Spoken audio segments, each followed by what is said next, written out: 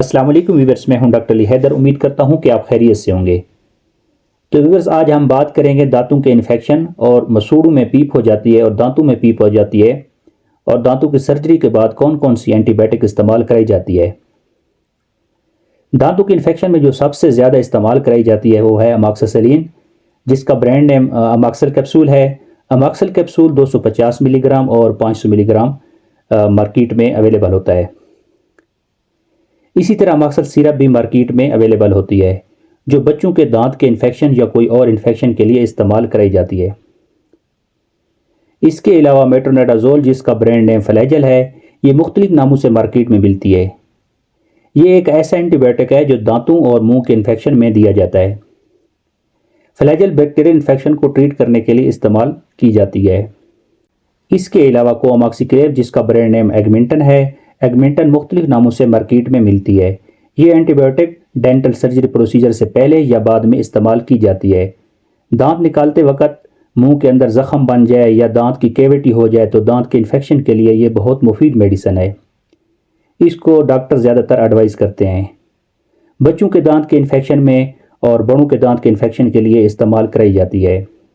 इसके अलावा सेफ्राडाइन, जिसका ब्रांड नेम वेलोसेफ है, वेलोसेफ ये भी बड़ों और बच्चों में दिया जाता है। दांत में इन्फेक्शन हो गया हो या दांत में कैविटी बनी हुई हो, दांत से पीप आ रही हो, दांत की सर्जरी से पहले या बाद में इस्तेमाल कराया जाता है। ये भी दांत के लिए बहुत मुफीद एंटीबायोटिक है। इसके अलावा डॉक्सीसाइक्लिन, जिसका ब्रांड नेम विब्रामाइसिन है, ये भी दांत के इन्फेक्शन के लिए बहुत अच्छा काम करता है।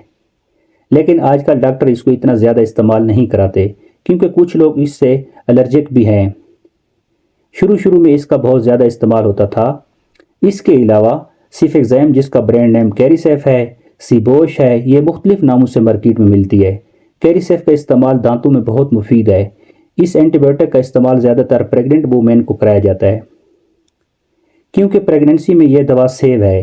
एंटीबायोटिक में एक बात ज़रूरी यह है कि इसको डॉक्टर की हिदायत के मुताबिक इस्तेमाल करनी चाहिए और जितने दिन डॉक्टर इसका इस्तेमाल करने को कहें और इतने दिन ही करनी चाहिए। अगर इसका इस्तेमाल वक्त से पहले बंद कर दें या वक्त से ज़्यादा देर तक इसका इस्तेमाल करते रहेंगे तो एंटीबायोटिक बैक्टीरियल में रेजिस्टेंस पैदा हो जाती है, जिसकी वजह से आइंदा कोई एंटीबायोटिक असर नहीं करेगी।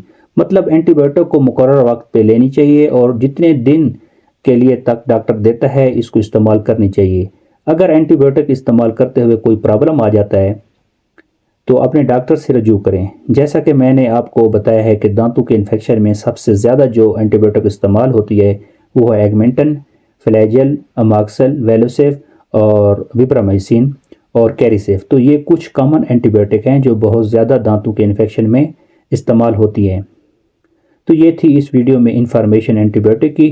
तो व्यूअर्स, उम्मीद करता हूँ इंफॉर्मेशन अच्छी लगी होगी। तो मेरे यूट्यूब चैनल को सब्सक्राइब करें और साथ में बेल आइकन का बटन ज़रूर दबाएं ताकि मेडिसिन या दवाइयों के रिलेटेड इंफॉर्मेशन आप तक पहुंचती रहे। मिलते हैं नेक्स्ट वीडियो के साथ। अल्लाह हाफिज़।